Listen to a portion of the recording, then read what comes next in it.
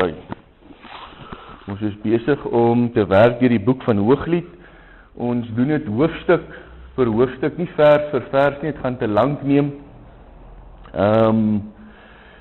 Ons het laas week na hoofstuk 1 gekyk, ons gaan hierdie week na hoofstuk 2 kyk. Hoofstuk 2 bestaan uit 2 perikope, ons gaan beide vanoggend doen, want ek wil na dit kyk in 'n geheel. En iemand nie net na dit luister nie, ek dink werklik die Here wil tot jou hart spreek, en hy wil iets in ons lewens doen, en hy wil vir ons sekere waarskuwing gee.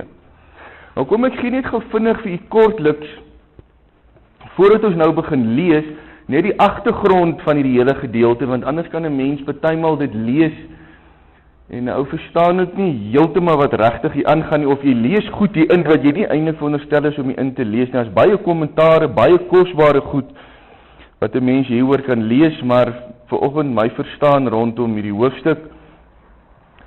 Die eerste een vir die agtergrond is vers 2, soos 'n lelie tussen die dorings, so is my vriendin onder die dogters. So jy in vers 2 al te doen met dorings. Dan vers 15, vang julle vir ons die jakkalse, die klein jakkalse wat die wingerde verniel. So jy het te doen met klein jakkalse wat verniel, te doen met dorings, en jy het te doen met klein jakkalse wat verniel. En dan vers 17, totdat die aandwindjie waai en die skaduwees vlug, kom aan my beminde, maak soos die gemsbok of soos die jong takbok op die berge van skeiding. So jy het te doen met berge van skeiding, jy het te doen met klein jakkalsies wat verwoesting bring, en jy het te doen met dorings. So dis basies die agtergrond waarop die res van hierdie hoofstuk geskryf word. Is ons het te doen dus met die invloed van dorings en die invloed van klein jakkalsies. En die invloed wat die dorings en die jakkalsies op haar lewe het, maak dat sy berge van skeiding tussen haar en die bruidegom beleef. Dis basies die agtergrond van hierdie gedeelte. So as jy die res lees, dan moet jy dit in die lig van daardie agtergrond probeer verstaan. So kom ons lees nou deur die hele hoofstuk. Ek is 'n narsing van Saron, 'n lelie van die dale. Soos 'n lelie tussen die dorings, soos my vriendin onder die dogters. Nou hierdie dogters is die dorings. Dit is nie die dogters van Jerusalem soos ons in die vorige hoofstuk gelees het nie, wat ook aan die koning behoort nie. Hierdie dogters is die dogters van die wêreld. Dit is eintlik die sinnebeeld van die dorings. Soos 'n appelboom onder die bome van die bos, so is my beminde onder die seuns. Ek het verlang om in sy skaduwee te sit, en sy vrugte is soet vir my verhemelte. Hy het my in die wynhuis ingebring, en sy vaandel oor my was die liefde. Versterk my met rosijnekoeke, verkook my met appels, want ek is krank van die liefde. Laat sy linkerarm onder my hoof wees, en sy regterarm my omhels. Ek besweer julle dogters van Jerusalem, by die gemsbokke of by die takbokke van die veld, om nie die liefde wakker te maak, of op te wek, voordat dit die liefde behaag nie.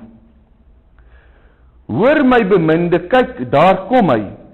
Hy spring oor die berge, net gevindig, daai vers 7, kry jy so 4 keer in die boek Hooglied, en dit dui elke keer op 'n nuwe gedeelte. So dis die tweede perikoop vanaf vers 8. Hoor my beminde, kyk, daar kom hy. Hy spring oor die berge, hy huppel oor die heuwels. My beminde lyk soos 'n gemsbok of soos 'n jong takbok. Daar staan hy agter ons muur, hy kyk deur die vensters in. Hy speer deur die tralies heen. My beminde begin toe en sê vir my, staan op my vriendin, my skone, kom dan tog.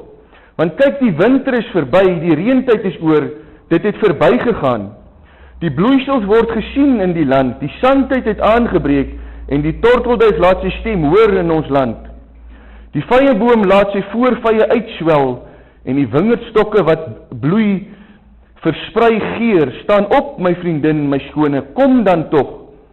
My duif in die rotsklowe, in die skuilplek by die kraans, laat my u gedaante sien, laat my u stem hoor, want u stem is soet, en die gedaante is lieflik. Vang julle vir ons die jakkalse, die klein jakkalse wat die wingerde verniel, want ons wingerde staan en bloei. My beminde is myne, en ek is syne, wat herder is onder die lelies. Totdat die aandwind waai en die skaduwees vlug, kom aan my beminde, maak soos die gemsbok, of soos die jong takbok op die berge van skeiding. En dan wil ek graag hoofstuk 3 vers 1 en 2 bylees, wat ek glo hierby pas. Op my bed snags het ek gesoek na my sielsbeminde, en ek het na hom gesoek, maar hom nie gevind nie. Ek wil dan opstaan en in die stad rondgaan, in die strate en op die pleine wil ek na my sielsbeminde soek. Ek het na hom gesoek, maar hom nie gevind nie. Net tot daar. Ons gaan vandag eers net tot daar. Kom ons kyk gou na die eerste gedeelte. Ons gaan lees vanaf vers 2, en hierdie is die bruidegom wat praat. Hy sê, soos 'n lelie tussen die dorings, so is my vriendin onder die dogters. Nou hy probeer in die eerste plek, en die elfde hoofstuk, hy probeer haar dieper en dieper en dieper in hierdie verhouding inlei, en deur dit probeer hy haar sekere goed rakende die geestelike lewe leer. Nou hier probeer hy in die eerste plek vir haar waarsku, jy is 'n lelie. Nou onthou u, in die vorige hoofstuk het ons gekyk hoe sy al hoe meer afhanklik geraak het van die bruidegom. 'n Lelie is iets wat in die veld staan, sy is afhanklik van die reën om haar voeding te kry. As dit nie reën nie, kan sy nie groei nie. Sy is dus in 'n plek van totale afhanklikheid van hom. Maar sy is nie alleen nie. Hy probeer vir haar waarsku, wil vir haar sê, hoorie, jy is tussen dorings en pas op vir die dorings, want dit gaan jou lewe probeer beïnvloed. Dit gaan probeer tussen jou en my kom. Nou dorings, hier word vergelyk, soos my vriendin onder die dogters.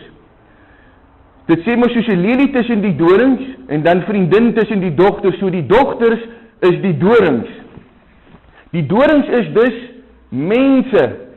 Die dorings is dus mense. Ek wil dit vinnig net vir u gou net bevestig. Dorings, dissels, onkruid in die Bybel praat altyd van dieselfde tipe ding. As ons hoor wat sê Jesus hierso in Matteus 13 vers 37 tot 39, dan sê dit, en hy het geantwoord en vir hulle gesê, hy wat die goeie saad saai is die seun van die mens. So Jesus is die een wat die saad in sy hand het en hy saai. En dan sê dit in die saailand is die wêreld. So die wêreld is die saailand, dis die plek waar die saad gesaai word. En dan sê hy die goeie saad, dit is die kinders van die koninkryk. So die lelie is goeie saad, dis kind van die koninkryk. En die onkruid, die dorings, is die kinders van die bose. En die vyand wat dit gesaai het, is die duiwel.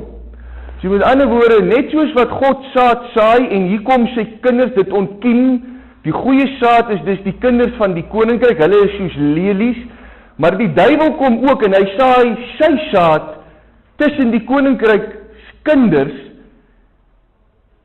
en die slegte saad, dit is mense, dis mense, dis sy kinders, hy dis geestelike afstammelinge, want hy vir die fariseërs gesê, julle is kinders van Abraham, maar ek sê vir julle is kinders van die duiwel. Hulle was soos onkruid, hulle het mense negatief beïnvloed. So die dorings en die klein jakkalsies is mense, jy moet dit baie mooi onthou, dis mense, dis baie keer nie noodwendig altyd kinders van die duiwel nie, dit kan ook kinders van God wees, wat soos klein jakkalsies funksioneer, maar in die tweede vers is die dorings, het baie duidelik, is dit ander saad, dis onkruid, dit kom van die duiwel af, en dit is mense wat jou lewe probeer impakteer. Nou hy probeer daar, in hierdie begin van hierdie hoofstuk af, waarsku, luister, tussen jou is dorings, daar is verkeerde invloede, jy moet pas op vir hulle. Ons gaan nou verder met daai gedeelte aangaan, en ek wil vir u wys hoe loop hierdie gedeelte en wat nou eintlik gebeur. Vers 3. Soos 'n appelboom onder die bome van die bos, nou is dit sy wat praat, dis die bruid wat praat, en sy gee nou 'n vergelyking van die bruidegom, hoe sy hom beleef. Soos 'n appelboom onder die bome van die bos, soos my beminde onder die seuns. Ek het verlang om in sy skaduwee te sit, en sy vrugte is soet vir my volhemelte. Hierdie is dus 'n plek waar die Here natuurlik vir ons wil hê, dit is 'n plek van rus. Sy beleef dus die bruidegom as 'n plek van skaduwee, wat die son, van die son beteken. Onthou jy in die eerste hoofstuk was sy in die wingerde en sy het gewerk in die wingerde en die son het haar brein gebrand. Die wat nou laasweekie was, sal dit nou kan onthou. En sy het haar geskaam oor die feit dat sy so brein gebrand is. Maar hier het sy die bruidegom beleef as 'n plek van rus, waar sy nie meer in die son is nie, sy sit in sy skaduwee.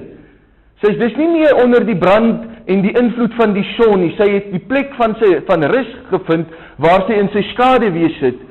En in die plek van rus sit sy, en sy is besig om van hom te voed. Sy is besig om van hom te eet, sy is besig om van sy vrug te proe, en sy sê, dit is vir haar soet, dit is soet vir haar verhemelte. Dit is dus vir haar 'n heerlike plek, dit is 'n plek wat elkeen van u en ek veronderstel is om by uit te kom, is om onder die son uit te kom, om onder die arbeid uit te kom, om onder die plek van waar ons sy liefde en guns probeer verdien, uit te kom, en in die plek van skaduwee te sit, is rus. Alles wat uit die geestelike lewe uitkom, is veronderstel om uit 'n plek van rus te kom. Natuurlik is daar ding soos werke, maar alle werke kom vanuit 'n plek van rus. Jy moet leef en probeer leef vanuit 'n plek van rus. Jy moet onder sy skaduwee sit. Jy moet begin eet van hom. Hy moet vir u soet wees. Hy moet soet wees vir u verhemelte. En vanuit daardie plek sê dit in vers 4, hy het my in die wynhuis ingebring en sy vaandel oor my was die liefde. Nou die wynhuis, die Engels sê banquet hall, dis 'n plek waar hy onthaal gee vir mense, dis 'n onthaalplek. Dis 'n plek van vreugde, dis 'n plek waar samesyn is met verskillende mense. Hy het daar dus in hierdie plek ingebring, dis waar die liggaam van Jesus bymekaar kom, en hulle is in die wynhuis, en die vaandel oor hulle is die liefde, hulle beleef dus sy liefde. Dis 'n plek waar daar amper wil sê, soos partytjie gehou word. U sien, wanneer 'n mens by die rus van Jesus uitkom, en jy begin van hom voed, dan begin jy groei. Dan eers kan jy werklik die liggaam van Jesus begin geniet. Maar weet jy, as jy nie op 'n plek van rus is nie, jy begin nie werklik van Jesus voed nie, dan kan jy nooit liggaamslewe geniet nie. Jy sal nooit die banquet hall kan betree nie. Die wynhuis wat praat van die plek van vreugde. Jy sal dit nooit kan betree nie, jy sal dit nooit kan beleef nie, jy sal nooit liggaamslewe kan beleef nie. Want as jy nie op 'n plek van rus is nie, as jy nie op 'n plek waar jy sit in sy skaduwee nie, dan staan jy in die son. En dit wat jy beleef is affliction. Dit wat jy beleef is oordeel. Dit wat jy beleef is die geskiedenis van jou eie sonde. As jy dit kyk in die lig van hoofstuk 1. So 'n mens kan nie liggaamslewe beleef nie, want weet jy, hy sal dink elkeen wat hier langs hom sit, kyk hoe hy alweer na my gekyk, vol issues en drama, hy rus nie. Hy kan nie rus nie. 'n plek wat in rus is, 'n mens wat in 'n plek van rus is en waarlik voed van Jesus, kan die plek betree van ware liggaamslewe. Hierdie plek hier is veronderstel om te wees soos die wynhuis. En die vaandel oor ons is veronderstel om die liefde te wees. Wat is 'n vaandel? Dit is soos 'n banier wat opgerig word. Dit sê waarvoor iemand staan. Dit wat hier veronderstel is, wat hier aangaan, is mense wat in rus is mense wat voed van Jesus. Jy is veronderstel om soveel liggaamslewe te wees, 'n plek van vreugde, dat as mense hier instap, dit wat hulle onmiddellik beleef, en dit wat hulle sien waarvoor hierdie mense staan, is die liefde van Jesus. En hier word hulle begelei na rus. Hier word hulle begelei na liefde. Hier word hulle begelei na 'n plek waar hulle gevoed kan word, gevul kan word, sodat hulle die volheid van Jesus kan ervaar en kan beleef.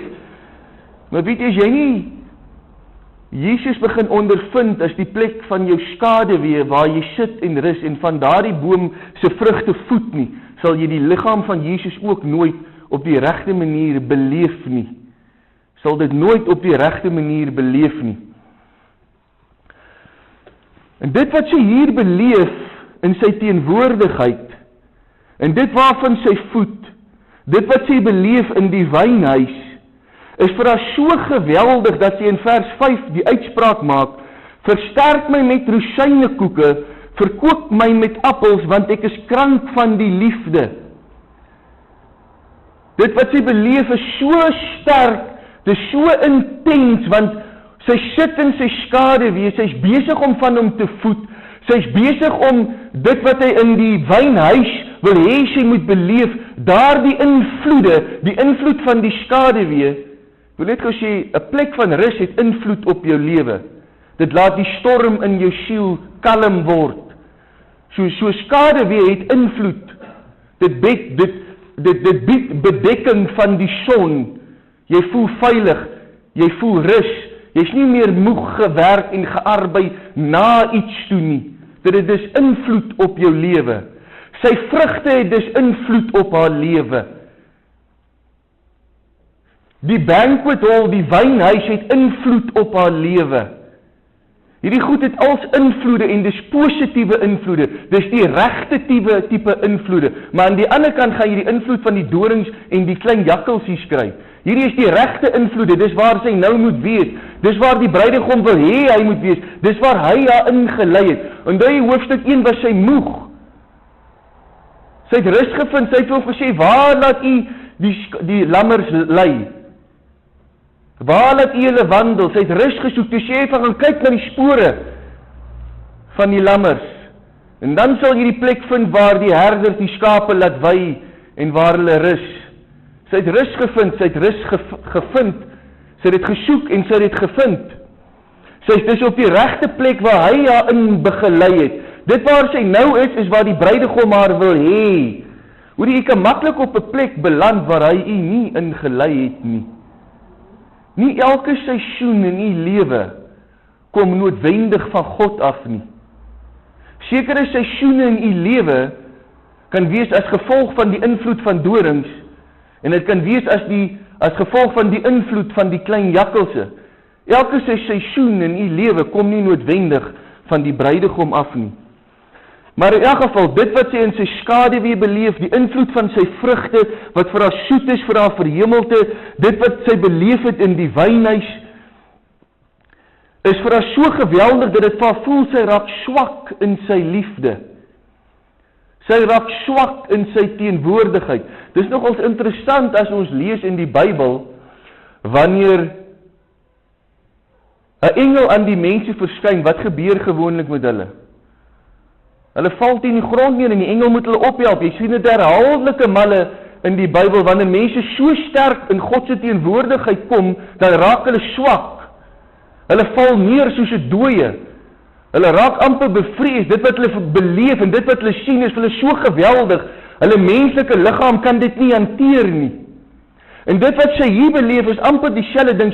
Die teenwoordigheid van die bruidegom beleef sy so sterk, dat dit vir haar voel sy raak swak. Sy het versterking nodig. Sy sê, versterk my met rozijnekoeke, verkoop my met appels, want ek is krank van die liefde. En wat doen die engel gewoonlik? Hy tel op en hy sê, moenie vrees nie. Moenie vrees nie. Kyk wat beleef sy in vers 6. Laat sy linkerarm onder my hoof wees en sy regterarm my omhels. Dit is asof hy inkom en hy versterk haar, want sy teenwoordigheid is so intens. Dit is so sterk wat sy nou beleef, sy is soos een wat nie meer kan nie, en hier kom hy en hy help haar op, hy hou haar vas, hy is die een wat haar stig. Dit is dis wat sy hier beleef, is iets geweldigs, is nie iets gerings nie, maar weet jy, dis die absolute plek waar hy haar soek, is die plek waar hy haar soek, want hoor die stelling wat maak sy in vers 7, en dit is 'n uiters belangrike stelling, want hier gebeur iets, julle, en hierdie is 'n verskriklike ding. Jy kan die een oomblik so diep en so sterk in God se teenwoordigheid wees, en die volgende oomblik, doep, binne instance, daar uitgeruk. 'n Mens kan op 'n plek wees waar jy God se teenwoordigheid so sterk beleef, en daar soveel krag wat deur jou vloei, dat jy amper wil swak raak, en die volgende oomblik sit jy in sak en as. Dit maak nie vir ons in die geestelike lewe sin nie, maar dit is baie duidelik Bybels, dat dit so kan wees.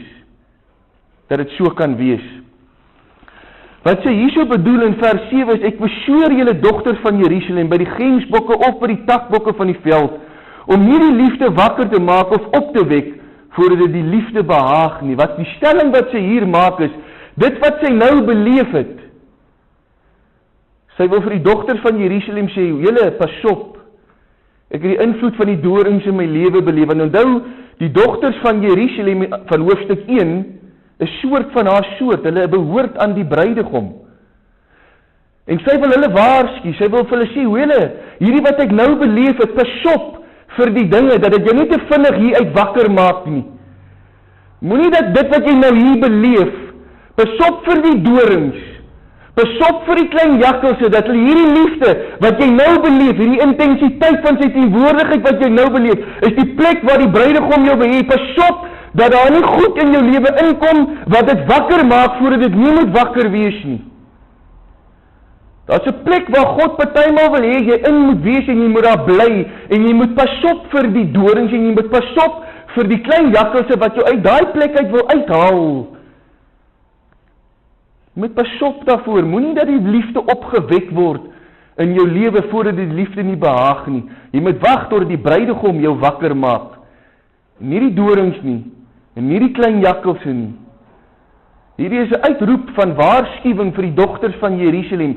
Maar weet jy wat dit met haar gebeur is, as nou in die volgende perikoop gaan is, sy is voor die tyd, uit hierdie ervaring en uit hierdie belewenis uitgelei. Sy moes nog hier gebly het. Sy was wakker gemaak voor die tyd.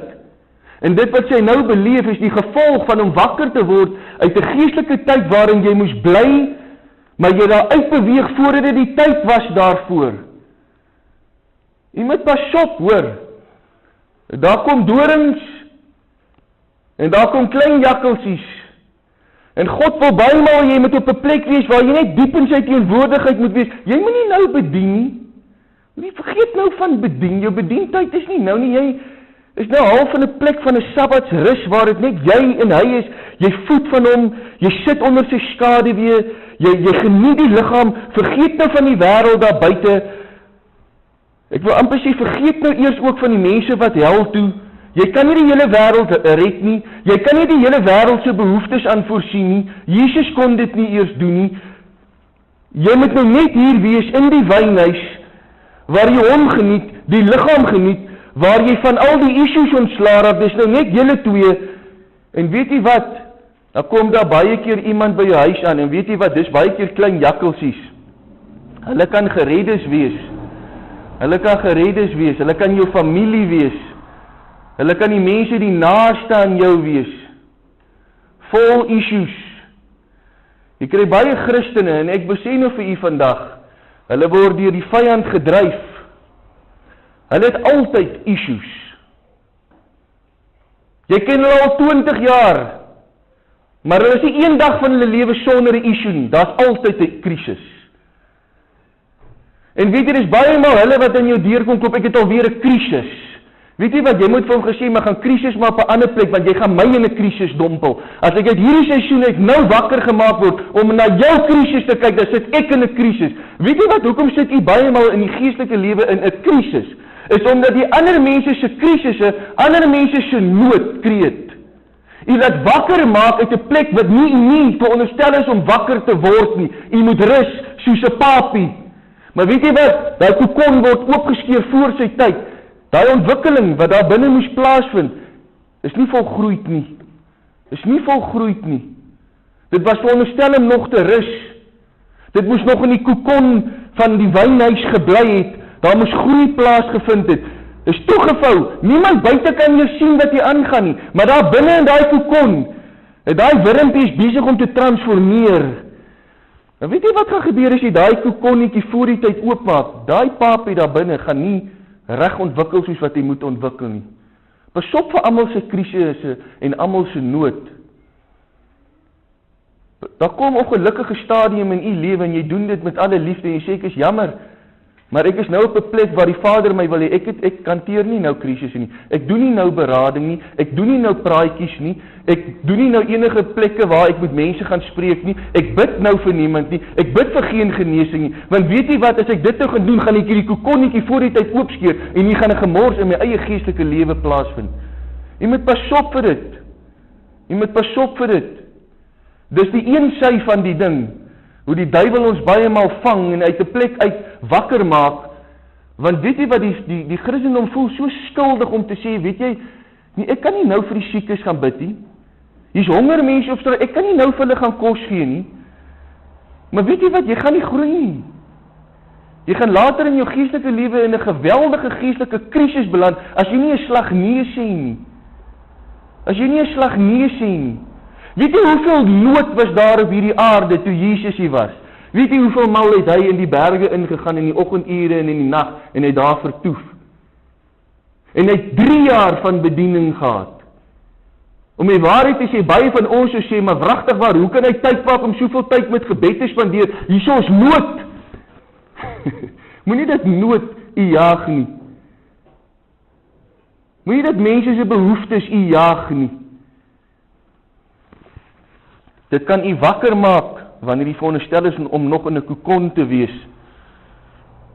Die ander sy is dorings, is mense, negatiewe invloede op u lewe, skinder van u, gee vir u verkeerde raad, plaas u lewe in 'n verkeerde rigting. Persoon by die werk krap heel dag en nag aan jou dat jy so skuldig voel, jy kan nie tot rus toe kom by God nie, want hierdie persoon, as jy in sy gesig kyk, dan dink jy, hierdie ek sal sy hare uittrek. Dis dorings. Dis dorings. Die vyand kan snaakse mense oor jou pad bring. En moenie mense kyk na vlees en bloed nie.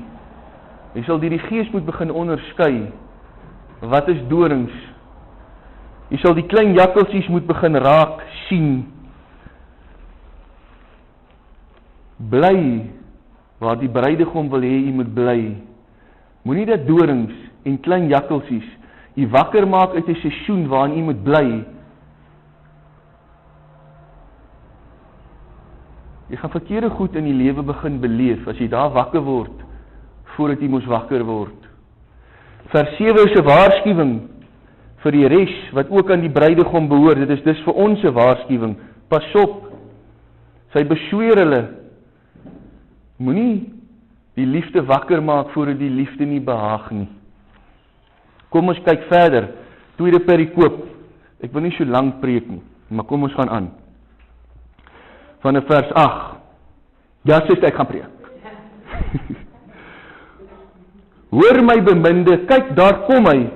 Hy spring oor die berge, hy huppel oor die heuwels. Nou waarvoor staan berge nou weer? Berge in die Bybel staan eintlik in 'n groot mate vir twee goed. Dit staan in hierdie konteks, is dit mos nou baie duidelik waarvoor die berge staan, want dit sê self wat die berge beteken. Dit sê in vers 17, die berge van skeiding. So die berge hier, in konteks van hierdie gedeelte, praat tussen die skeiding wat gekom het tussen haar. Sy was nou net in die wynhuis. Jy moet dit sien wat hier gebeur het. Dit is hoekom sê vers 7 sê, dogter van Jerusalem, ek besweer julle, moenie die liefde wakker maak voordat die liefde nie behaag nie. Want sy was nou net in die wynhuis, sy het nou net onder sy skaduwee gesit, sy het nou net van sy vrugte geëet. Sy was nou net krank van die liefde dat sy so swak was, versterk moet word met reine koeke, dat die bruidegom moes kom en haar moes ophelp. Sy was soos een wat dronk was van die liefde. Hy moes haar oplig, hy moes haar ondersteun. Sy was diep in sy teenwoordigheid. Die volgende oomblik bevind sy haarself in die tweede perikoop. Want er iets gebeur by vers 7, dis hoekom sy hulle waarsku. Maar kyk die bruidegom, sy sê, hoor my beminde, kyk, daar kom hy. Dit wil sê, sy het vir 'n tyd lank hom nie gehoor nie. Sy het hom ook nie gesien in haar binnewêreld aan die werk nie. Want ewe skielik hoor sy hom weer. Ewe skielik sien sy hom, en dit wat sy nou beleef is, hy spring oor die berge, hy huppel oor die heuwels. Weet jy, as die bruidegom by u wil uitkom, en iets skeiding tussen, hy breek deur daai skeiding, hy spring bo oor daai skeiding, binne in die geestelike lewe in,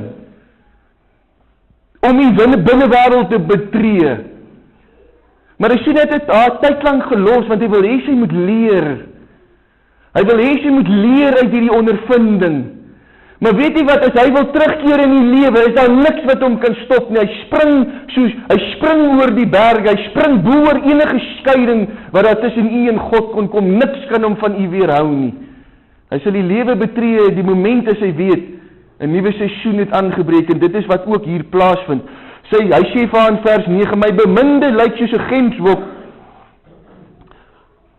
of soos 'n jong takbok, sy wat nog spreek, my beminde lyk soos 'n gemsbok of soos 'n jong takbok, daar staan hy agter ons muur, hy kyk deur die vensters in, hy speer deur die tralies heen. Hierdie berge is die mure, en dis die tralies wat sy om haar gebou het.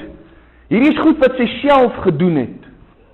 Hoorie, sy het die mure gebou, sy het die tralies opgesit, maar hy breek deur, en sy sien hom nou, hier is hy. Hy wil weer met my kommunikeer. Hy wil weer tot my spreek. Hier was skeiding tussen hulle, die berge het skeiding gebring. Sy het mure om haar gebou en sy tralies toegepak. Dit is vir haar nou 'n plek van veiligheid, want dit wat gebeur het as gevolg van die invloed van die klein jakkalse en die invloed van die dorings, het iets in haar lewe gebring, dat haar skeiding met haar verhouding gekom het met die bruidegom, en het iets plaasgevind dat sy 'n muur om haar gebou het, tralies om haar geplaas het, en hier voel sy nou veilig. Hier voel sy nou veilig, sy is bang om daar uit te kom. Sy is bang om daar uit te kom. En hier praat die bruidegom, my beminde begin toe, en hy sê vir my, staan op my vriendin, my skone, kom dan tog. Pas op,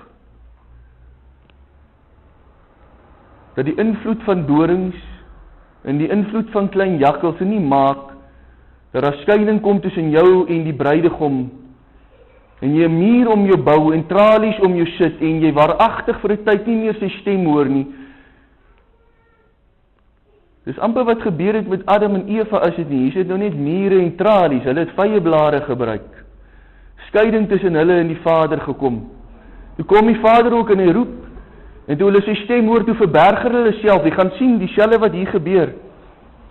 My beminde begin toe, en hy sê vir my, staan op my vriendin, my skone, kom dan tog. Hy is dringend, die bruidegom is dringend. Hy spring deur die berge, hy staan en hy kyk by die venster, en hy roep tot haar, hy sê, kom dan tog, staan op my vriendin, kom dan tog. Want kyk, die winter is verby, die reentyd is oor, dit het verby gegaan. Kyk net gou, waar was hy net nou? Waar was hy net nou in die vorige perikoop? In die wynhuis. In die vaandel oor hulle was die liefde. Sy het onder sy skaduwee gesit, en sy het vrug geëet. Sy het vrug geëet, is die winter nie. Waar is hy nou? Winter. Hy sê van nou, die winter is verby. Wat gebeur in die winter? Daar is geen blare op die boom nie. Die boom is kaal. Hy lyk morsdood. Maar weet jy wat, sy het 'n seisoen in beweeg, wat nie haar seisoen was nie. Sy was wakker gemaak uit waar sy moes wees, voordat sy moes wakker wees. En wat het sy beleef? Winter. Doodsheid, geen vrug, geen blare. En hier kom die beminde, en weet jy wat? Sy moes maar wag. Sy moes wag tot die seisoen verander. Weet jy wat moes gebeur het? Weet jy wat moes hier gebeur het?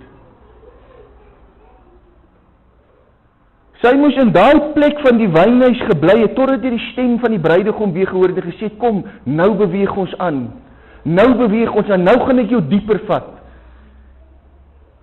Moenie dat mense jou wakker maak nie, dat hy jou wakker maak, want daar is 'n stadium, wanneer dit behaag om die liefde wakker te maak, maar die stadium was nie op daai stadium toe dit by haar wakker gemaak is nie. Jy moet luister na die stem van die bruidegom, totdat hy dit wakker maak. Totdat hy sê die seisoen het verander, kom saam met my. Jy luister nie na mense nie. Jy luister nie na dorings nie. Jy luister nie na die klein jakkalse nie. Jy luister na die stem van die bruidegom. En dan kom op 'n stadium waar jy moet ophou luister na mense, jy moet in die binnekamer sit en jy moet na die liggaam van Jesus miskien luister, en jy moet saam met die dogters van Jerusalem wees, en die vaandel oor julle moet die liefde wees, en in daai teenwoordigheid van God wat so sterk is, moet jy bly. Laat die stem van die wêreld, die stem van wie ook al stil raak. Jy luister na sy stem. Anders kan jy dalk op 'n plek beland wat jy nie moet wees nie. Jy kan dalk ophou om sy stem te hoor. Jy kan dalk berge van skeiding begin beleef. Jy kan dalk begin beleef, maar hier's nou mure om my gepak, tralies om my gepak. God kan nie meer in my lewe penetreer nie, want ek het toegebou as gevolg van dit wat ek by die dorings en die klein jakkalse beleef en gehoor het. Pas op, pas op. Die reëntyd is oor, dit het verbygegaan, die bloeisels word gesien in die land, die sandtyd het aangebreek en die tortelduif laat sy stem hoor in ons land. Die vyeboom laat sy voorvye uitswel en die wingerdstokke wat bloei versprei geur. Staan op, my vriendin, my skone, kom dan tog. Hy sê vir haar 2 keer dieselfde woorde. Hy sê van, hoor, jy kan nie agterkom, die seisoen het verander nie, ek spreek dit jou, ek sê vir jou, daar is weer tyd van vrug, die bloeisels is oor ons weiveld, jy kan die geur ruik, maar sy so ingekrimp oor dit, oor die invloed van die dorings en die dussel, soos wat sy stem hoor, kyk wat doen sy, vers 14, soos wat Adam en Eva gedoen het, my duif in die rotsklowe, in die skuilplek by die kraans, sy gaan kruip weg, sy gaan kruip, sy sien nie kans nie, sy vertrou hom nie, sy vertrou hom nie, hy spreek tot 'n binnewêreld en sy sê, kom, maar weet jy, dit wat sy beleef het en dit wat sy gehoor het en dit wat sy ervaar het by die dorings en die klein jakkalse het so impak op haar lewe gemaak. So impak op haar lewe dat sy die bruidegom nie meer vertrou nie. Sy kan nie uitkom nie. Dis 'n nuwe seisoen. Die reëntyd is verby, die winter is oor. Hier's nuwe vrug, hier's bloeisels. Hier's 'n lekker geur in die reuk, kom uit my beminde, staan op, kom saam met my. Kan jy agterkom sy dringendheid? Kan jy agterkom sy dringendheid? My duif in die rotsklowe in die skuilplek by die kraans, laat my u gedaante sien, laat my u stem hoor, want u stem is soet en die gedaante is lieflik. Weet jy, kan jy die hart van die bruidegom hoor, het so begeerte na haar, hy wil haar graag net sien, hy wil hê sy moet naby kom, want hy sê, dis vir my lekker om jou te sien, dis vir my lekker om jou naby my te hê, maar sy kan hom nie vertrou nie, sy staan nie op toe hy roep nie, sy reageer nie reg toe hy spreek nie, en weet jy wat, sy gaan die seisoen mis, sy gaan die seisoen mis. Vers 17.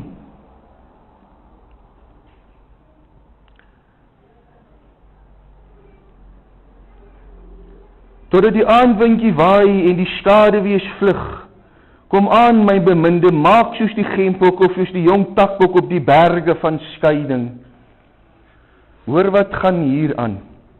Totdat die aandwindjie waai, kan jy hoor, totdat die aandwindjie waai, begin aandraak. En die skaduwee vlug, wanneer is daar nie meer skaduwee nie? Wanneer het donker geword het. Het het donker geword. Hy het gekom, en hy het geroep, en hy het van gesê, staan op my beminde, hier is 'n nuwe seisoen. Hy het nie vertroue gehad in sy roepstem nie. En het het aand geword, en het het donker geword, want sy het nie gereageer nie. Sy het nie gereageer nie. Op my bed snaaks het ek gesoek na my sielsbeminde, 3 vers 1. Ek het na hom gesoek, maar hom nie gevind nie. Hy was nou net daar.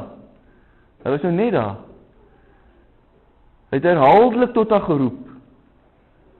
Hy het van gesê, maak soos 'n gemsbok en so 'n takbok, spring oor die berge van skeiding. Hy het van gesê, kom oor hierdie goed wat skeiding bring tussen my en jou, voor die aandwindjie waai en voor die skaduwees vlug, want hy het van gesê, Dit gaan antwoord, jy moet reageer, hier's dringendheid in sy stem. Jy hoor my en jy sien my, maar jy reageer nie, jy vertrou my nie. Gee ag op my stem, voordat dit antwoord, voordat die skaduwees vlug. En weet jy, lees hy in haar bed op die aand, en toe sy hom soek, toe sy weg. Het hom gemis. Het herhaaldelik tot haar gespreek, kon hom nie vertrou nie. Sy kon nie die invloed van die dorings en die dussels en die klein jakkelse afskud nie.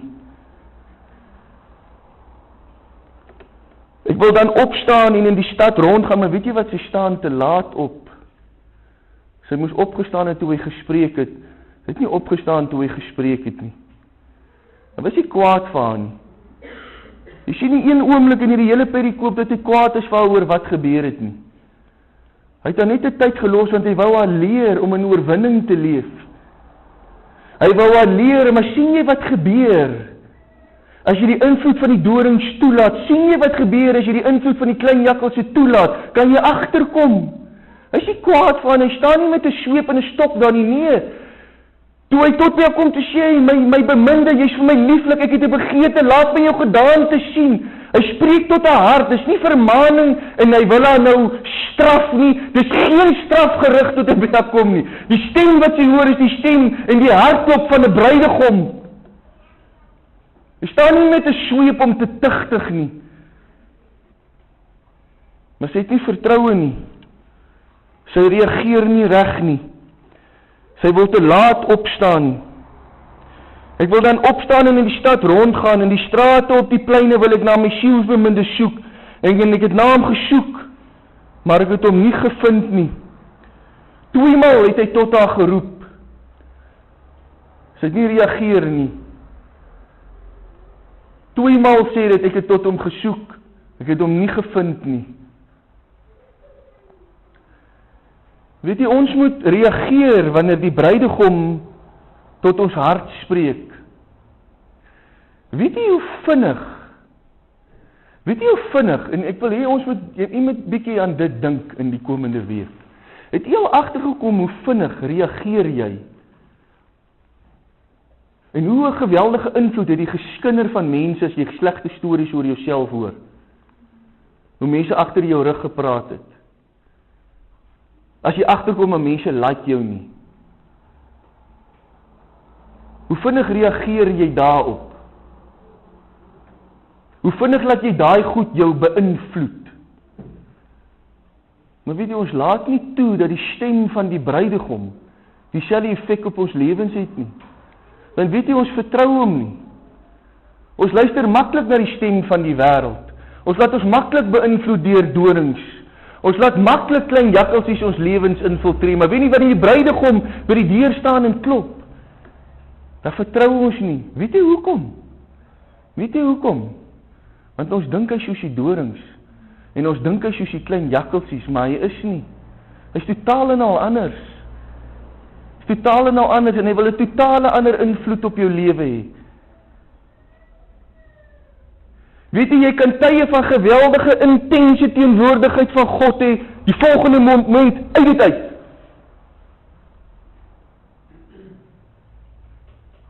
Dorings, klein jakkalsies, skeiding tussen jou en hom.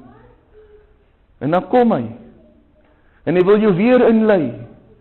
Het jy gehoor, daar's weer vrug, sy het net van hom gesit en eet. Die takke begin weer blare kry, daar's weer bloeisels. Sy kan weer onder sy skaduwee gaan sit. Maar hierdie keer staan sy terug. Vertroue geskenk. Verkeerde beeld oor die bruidegom. Geen vertroue. Reageer te laat en sy mis hom. Mag hy reageer op sy stem wanneer hy praat.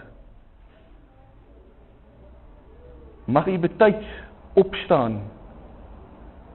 Mag hy nie te laat opstaan en hom nie meer vind nie. Want dan gaan hy weer 'n tydjie wag. Hy sal hy nooit begeef en hy sal hy nooit verlaat nie, want hy het ontsettend lief. Maar hy's 'n Vader wat u wil laat leer, en daar's sekere goed, en ek wil dit weer eens sê, waarin u moet bly, en jy dalk vir party mense gaan moet sê, maar weet jy wat, ek is nou eers 'n tyd waar ek gaan nie nou bedien nie. Ek gaan nie nou rondhol nie. Ek kan nie nou na die behoefte van mense kyk nie. Ek is nou in die wynhuis, die tyd van die wynhuis vir my. Hier moet ek bly tot die bruidegom vir my sê, nou kan die skoenlappertjie maar die papie uitkom. Hy kan nou maar deurbreek en vlieg, van die wêreld versier, maar dis nou eers tyd om hier binne te bly. Sekere ontwikkeling wat moet plaasvind. Mag u in die wynhuis bly, totdat u die stem van die bruidegom hoor. Waak teen die dorings, waak teen die klein jakkelsies. Reageer op sy stem, wanneer u sy stem hoor, sodat u hom nie mis nie. Dat u hom nie mis nie. Ek wil hier met so 'n paar minute net stil raak. En dan probeer jy identifiseer, waar is daar dalk dorings in die lewe? Waar is die klein jakkelsie? Want dit is klein goedjies, jy sien dit nie. Kom dit baie maal nie eens agters nie. Dit vreet jy onder aan die wortel, hier in die stam, jy sien dit nie hier bo langs nie. As jy onder besig, partykeer is bietjie krap, o gits, hier is hulle. Hier sit die parasiete. Ek het nie eens gesien hulle is hier nie. Maar hulle is besig om die lewe uit my uit te suig. Besig om verkeerde invloed in my lewe toe te laat. Raak so 'n paar minute stil en probeer, vra die Gees dat hy u sal wys. Dat hy u sal wys.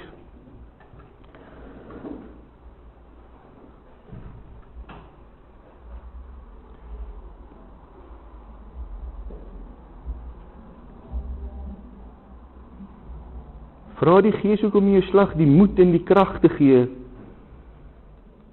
om nee te sê.